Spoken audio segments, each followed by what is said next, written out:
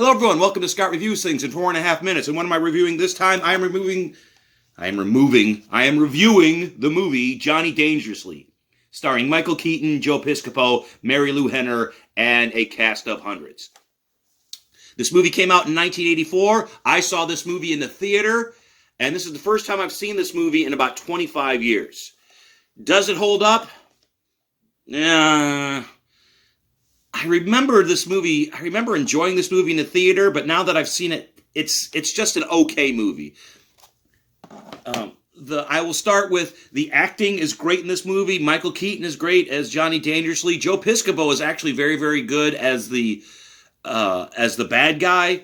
And you have a lot of these older character actors and actresses in this movie. That's nice to see. They're all doing a great job. It's fun to see these old people that you grew up with on television and the movies in this movie. Sort of nostalgic for me, it was.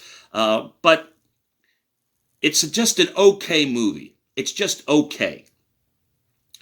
They could have done a lot more with the parodies, I believe. They're parodying 1930s gangster movies.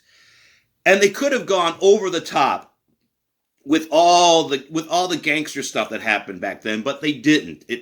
It could have been bigger, in my opinion. They could have just expanded on the whole gangster universe, but they didn't really do that.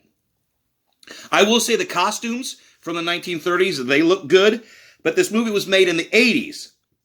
So a lot of the 80s stuff crept in to the movie. They have a breakdancing scene and just a couple other scenes that are so totally 80s that didn't really age well.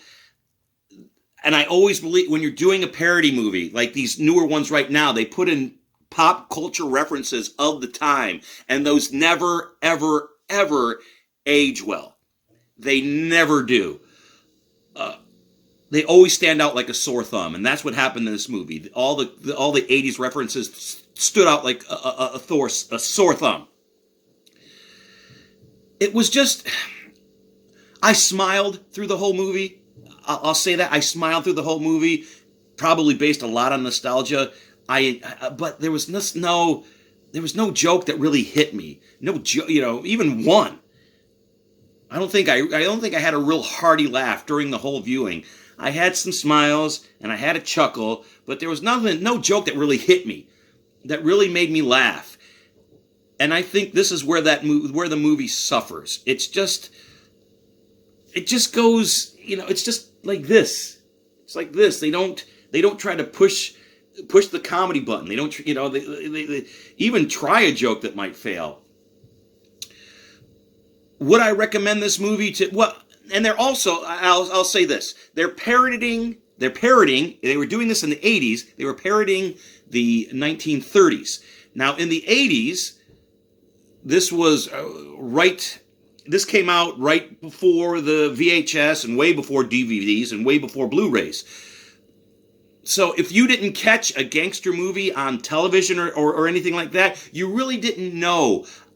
I don't think a lot of people knew about the gangster era in the 80s unless you were from that era and you watched those movies. Now in 2019, where we have all the back catalogs of all the gangster movies and they're easier to see, we can see what they're trying to parody, and in my opinion, they did not parody those movies very well. They could have done a lot more. This is not early Mel Brooks stuff. It's not. It's not Blazing Saddles. It's not Young Frankenstein. If you're looking for a good parody movie, those are two that you want to start with. And they set the bar way up here with movie parodies.